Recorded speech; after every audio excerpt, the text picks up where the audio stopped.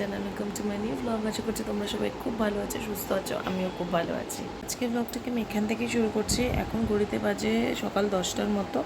Breakfast বানাচ্ছি আর আজকে আমার দুটো বন্ধু আসবে, সো ওদের জন্য কিছু বানাবো, সেটাই প্ল্যান করছি। দেখা যাক কি বানানো যায়, এখনও কিছু ঠিক করিনি। তো চলো আজকে দিনটাকে এখান থেকেই শুরু করি। সো এই যে আমার ম্যাগি সেদ্ধ করা হয়ে গেছে, এখানে আমার আলু ভাজা হচ্ছে। তো এখানে ম্যাগিটা আলু ভাজার সাথে মিশিয়ে নিচ্ছিলাম। আর কার কার এরকম করে ম্যাগি খেতে ভালো লাগে আমাকে প্লিজ কমেন্টে জানাবে।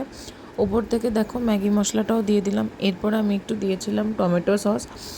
এটা দিয়ে শুধু ম্যাগিটা জাস্ট নাড়িয়ে নামিয়ে দাও, খুব ভালো লাগে খেতে। আমি ফার্স্ট টাইম ট্রাই করলাম, আমার বেশ ভালো লাগলো। তো সৌরদীপকে ম্যাগিটা দিয়ে নিজের ম্যাগিটা নিয়ে বসে পড়লাম। আর চলো খেয়ে নিই, খেয়ে দিয়ে তারপর তোমাদের সাথে কথা বলছি।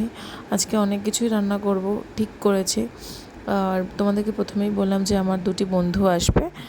যদি ওরা ক্যামেরা ফ্রেন্ডলি হয় তাহলে আমি ওদেরকে ক্যামেরায় বন্দি করব, আদারওয়াইজ কিন্তু হবে না।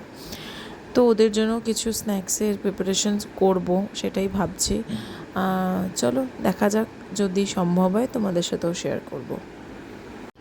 সো আসানসোল থেকে আসার সময় মা আমাকে মাছ দিয়ে দিয়েছিল। আর যেহেতু সৌরদীপ পেটির মাছ খেতে ভালোবাসে, তাই জন্য মা দেখো বিশেষ করে পেটির মাছগুলোই দিয়েছিল। এগুলো জাস্ট দুটো মাছের আমি ঝাল করব, আর দুটো মাছ দিয়ে আমি মাছের ঝুড়ো টাইপের একটা বানাবো। ঝুড়োটা খেতে বেশ ভাল লাগে। আমি এটা নিজের থেকেই আর কি ভেবে চিন্তে এটা করেছি। একবার করেছিলাম, তখন সৌরদীপ বলেছিল বেশ ভালো লাগছিল। তো এই যে মশলা মাখানো হয়ে গেছে, কড়াইতে তেল দিয়ে দিয়েছি, তেলটা গরম হোক, দেন তারপরে মাছগুলো আমি চটচট করে ভেজে নেব।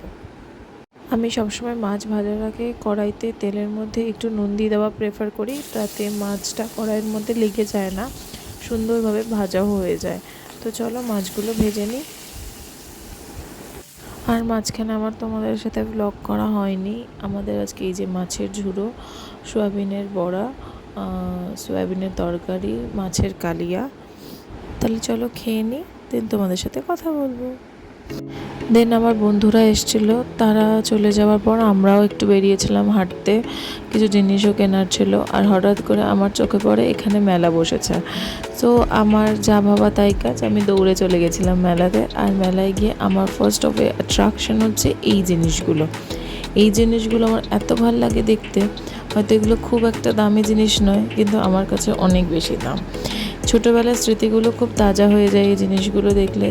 তখন মনে হয় যদি ছোটোবেলায় ফিরে যেতে পারতাম তাহলে কতটাই না ভালো হতো, তাই না? ছোটোবেলার স্মৃতিগুলো এখান থেকেই তো তাজা হওয়া শুরু হয়, বা এখান থেকে আবার মেমোরিতে অ্যাড হয় যে কি হ্যাঁ ছোটোবেলাতেও যেতাম, ছোটোবেলাতেও মায়ের হাত ধরে বা বাবার সাথে এইখানগুলোতে যেতাম, মেলা ঘুরতাম।